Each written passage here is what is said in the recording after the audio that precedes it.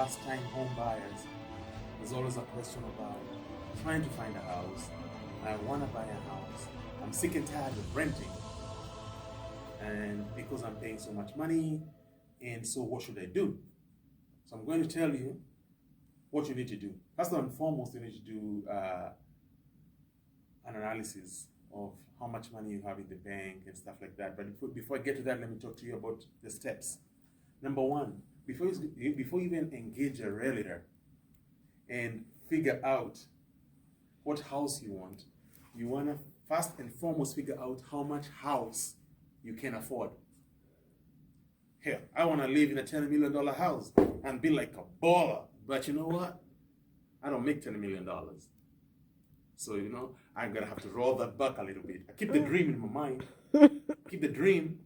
But, I kind of live the real life, For now, the time I live the real life. So, go find out how much house you can afford. And that is based on the criteria of your credit score. Full-time job employment, how much you earn, how much debt you're carrying. So to figure that out, you have to engage lenders. They have to take your information, and all that stuff is going to start coming out.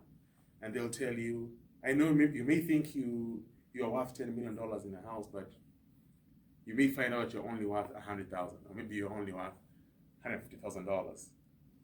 Let's say they say you are worth $400,000 home. Then that's how much house you can afford. But even if you can afford $400,000, the monthly payment on that, when they break down into principal and interest, they also have to include taxes and something called private mortgage insurance to it. And also you have to also include the homeowner's insurance. So you have to figure out how much of the monthly payment you're willing to part with every month. You don't want to leave yourself cash poor. So you may be your credit score and your debt, you may be eligible for a $400,000 loan, but you do not need to take the whole 400. You only maybe need to take 300 because you can manage the monthly payments. So you have to decide that for yourself.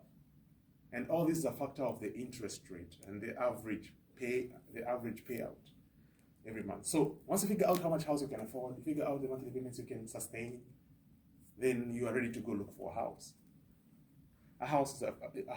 Looking for a house is a factor of so many things. You have to look at the location.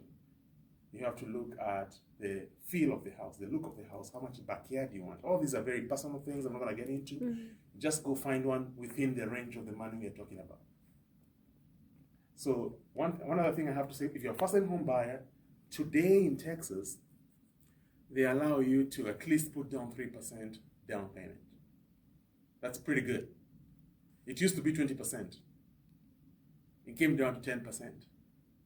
For conventional loan, it's still 5%. But for first-time home buyers, it's 3%. So if you're buying a $300,000 home, 3% of that is almost $10,000. You have to have $10,000 cash just for down payments. And then you also have closing cost, which you take your down payment, divide by 2, add to that. So you need maybe like $14,000 sitting around. We don't have that many people sitting around with $14,000. So you want to save for it. You want to prepare for it. So, and also kind of watch the market, because the interest rates and the Fed may reduce rates, and you may get benefits from a reduced rate over 30 years. And it's also an investment. So go get yourself a house today. That's more than a minute. Only